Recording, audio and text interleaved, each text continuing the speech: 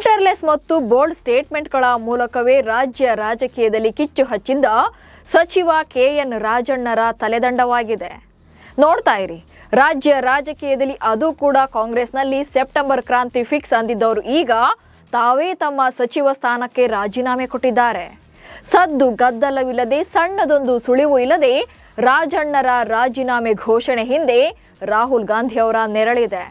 ಹಾಗೆ ರಾಜಣ್ಣನವರ ರಾಜೀನಾಮೆಯಿಂದಾಗಿ ಸಿಎಂ ಬಣಕ್ಕೆ ಹಿನ್ನಡೆಯಾಗಿದೆ. ಅದು ಹೇಗೆ ಅನ್ನೋದನ್ನ ಈ ವಿಡಿಯೋದಲ್ಲಿ ಹೇಳ್ತೇನೆ. ನಾನು ಶಾಂತ. ನೀವು ಸುದ್ದಿಯಾನದ ಸಬ್ಸ್ಕ್ರೈಬರ್ ಆಗೋದಕ್ಕೆ ಮರಿಬೇಡಿ. ಬಿಜೆಪಿಯಲ್ಲಿ ಬಸನಗೌಡ ಪಾಟೀಲ್ ಯತ್ನಾಳ್ ಹೇಗೋ ಕಾಂಗ್ರೆಸ್ನಲ್ಲಿ ಕೆಎನ್ ರಾಜಣ್ಣ ಕೂಡ ಹಂಗೆ. ತಮಗೆ ಅನಿಸಿದ್ದನ್ನ ಮುಲಾಜಿಲ್ಲದೆ ಮಾಧ್ಯಮಗಳ ಮುಂದೆ ಹೇಳ್ಬಿಡ್ತಾರೆ. ಅದು ಸ್ವಪಕ್ಷವಾದ್ರೂ ಸರಿ, ವಿರೋಧಿ ಪಕ್ಷವಾದ್ರೂ ಸರಿ. ಕೊನೆಗೆ ಅದೇ ಹೇಳಿಕೆಗಳಿಂದಲೇ ಸಂಕಷ್ಟಕ್ಕೀಡಾಗೋದು ಕೂಡ ಹೌದು. ಇದೀಗ ಕೆಎನ್ ರಾಜಣ್ಣನವರ ಪರಿಸ್ಥಿತಿ ಕೂಡ ಹೀಗೆ ಆಗಿದೆ. ಕಾಂಗ್ರೆಸ್ನಲ್ಲಿನ ಹೋರಾಟವನ್ನೇ ಟೀಕಿಸಿ ತಮ್ಮ ಸಚಿವ ಸ್ಥಾನವನ್ನೇ ಬಿಟ್ಕೊಡ್ಬೇಕಾಗಿದೆ. ಅಷ್ಟಕ್ಕೂ ರಾಜಣ್ಣ ರಾಜೀನಾಮೆಗೆ ಕಾರಣವೇ ರಾಹುಲ್ ಗಾಂಧಿ ಅವರ ಮತಗಳ್ಳತನ ಹೋರಾಟ. ಆಗಸ್ಟ್ 7ರಂದು ಎಐಸಿಸಿ ನಾಯಕ ರಾಹುಲ್ ಗಾಂಧಿ ಅವರು ಬಿಜೆಪಿ ವಿರುದ್ಧ ಬಹುದೊಡ್ಡ ಆರೋಪವನ್ನ ಮಾಡಿದ್ರು. ಕಳೆದ ಲೋಕಸಭಾ ಚುನಾವಣೆ ಟೈಮಲ್ಲಿ ಬಿಜೆಪಿ ಮತಗಳ್ಳತನ ಮಾಡಿದೆ ಅಂತ ಗಂಭೀರವಾಗಿ ಆರೋಪಿಸಿದ್ದರು. ಅದರಲ್ಲೂ ಕೂಡ ವಿಶೇಷವಾಗಿ ಕರ್ನಾಟಕದ ಮಹದೇವಪುರ ವಿಧಾನಸಭಾ ಕ್ಷೇತ್ರದ ಬಗ್ಗೆ ರಾಹುಲ್ ಗಾಂಧಿ ಹೇಳಿದರು.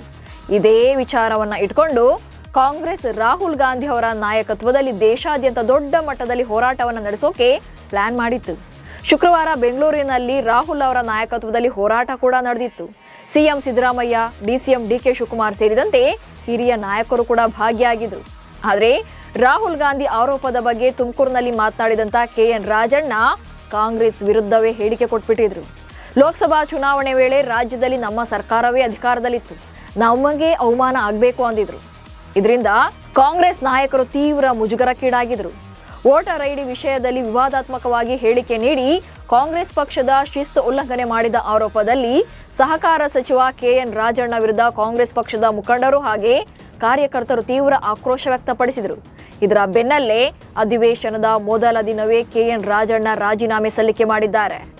ಹೇಳಿ ಕೇಳಿ ರಾಜಣ್ಣ ರಾಜ್ಯ ಕಾಂಗ್ರೆಸ್ನ ಹಿರಿಯ ಹಾಗೆ ಪ್ರಭಾವಿ ನಾಯಕ.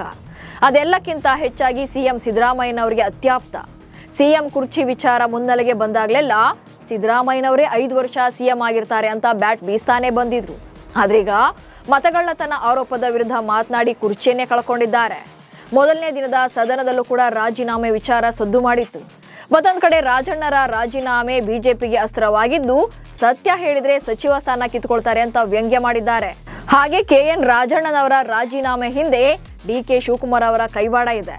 ಸಿಎಂ ಪರ ಇರುವವರ ವಿಕೆಟ್ಗಳನ್ನೆಲ್ಲ ಬೀಳಿಸ್ತಾ ಇದ್ದಾರೆ. ಇದೀಗ ಮತ್ತೊಂದು ವಿಕೆಟ್ ಪತನ ಆಗಿದೆ ಅಷ್ಟೇ.